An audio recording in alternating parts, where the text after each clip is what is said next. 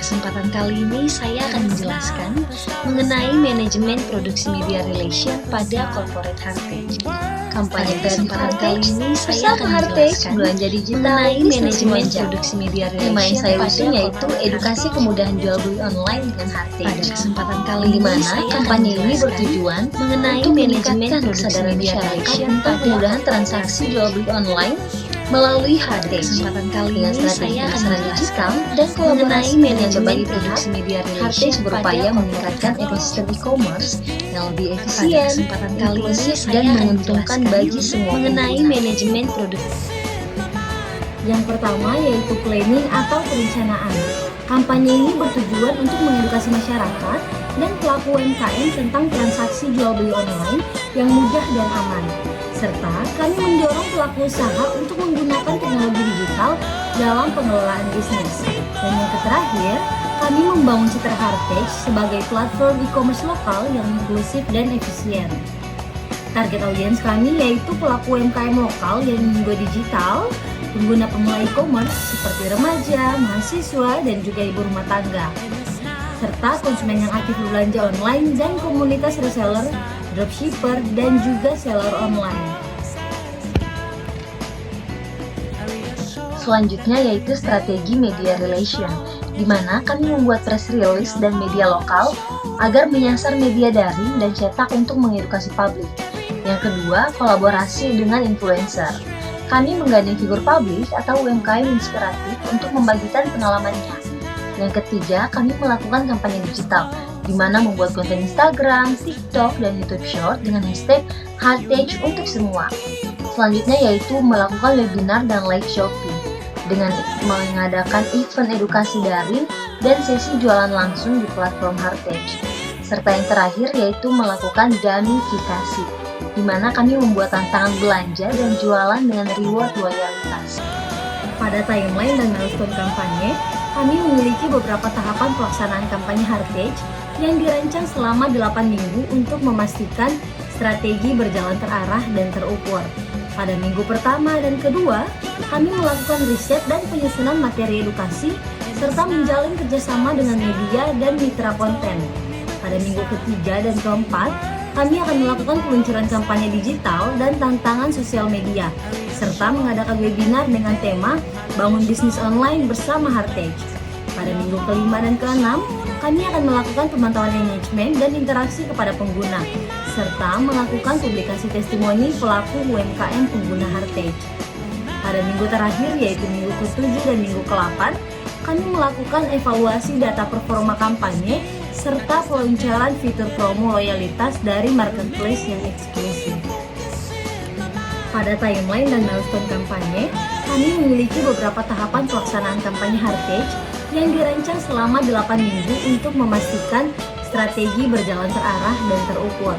Pada minggu pertama dan kedua, kami melakukan riset dan penyusunan materi edukasi serta menjalin kerjasama dengan media dan mitra konten. Pada minggu ketiga dan keempat, kami akan melakukan peluncuran kampanye digital dan tantangan sosial media, serta mengadakan webinar dengan tema Bangun Bisnis Online bersama Heritage. Pada minggu kelima dan keenam, kami akan melakukan pemantauan engagement dan interaksi kepada pengguna, serta melakukan publikasi testimoni pelaku UMKM pengguna Heritage. Pada minggu terakhir, yaitu minggu ke-7 dan minggu ke-8, kami melakukan evaluasi data performa kampanye serta peluncuran fitur promo loyalitas dari marketplace yang eksklusif. Yang ketiga yaitu leading atau kepemimpinan. Kepemimpinan yang tepat memastikan kampanye berjalan dengan lancar. Oleh karena itu, pemimpin kami menjaga konsistensi pesan di semua kanal komunikasi, membangun kerjasama aktif dengan media dan stakeholder, serta merespon potensi isu negatif secara proaktif. Dan jika muncul kritik tentang kualitas layanan, Heritage akan menampilkan testimoni pengguna dengan real dan bukti layanan tepat waktu. Serta jika ada isu keamanan transaksi, Heritage akan mengedukasi publik tentang fitur keamanan transaksi, yaitu OTP, inskripsi, dan lain sebagainya. Dan yang terakhir, jika terjadi keluhan publik, Heritage merilis respon terbuka dan membuka kanal aduan resmi. Strategi ini kami siapkan untuk merespon cepat jika muncul masalah selama adanya kampanye.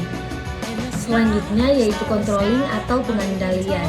Berikut beberapa indikator utama untuk mengukur keberhasilan kampanye Heritage. Yang pertama yaitu media coverage, yang berisi jumlah liputan positif dari media lokal dan juga nasional.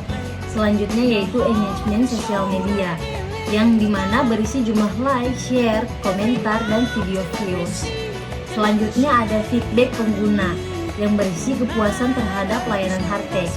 Dan yang terakhir yaitu konversi pengguna baru, di mana kami melihat jumlah pengguna yang aktif jual atau beli setelah adanya kampanye yang kami lakukan. Selanjutnya yaitu evaluasi hasil kampanye.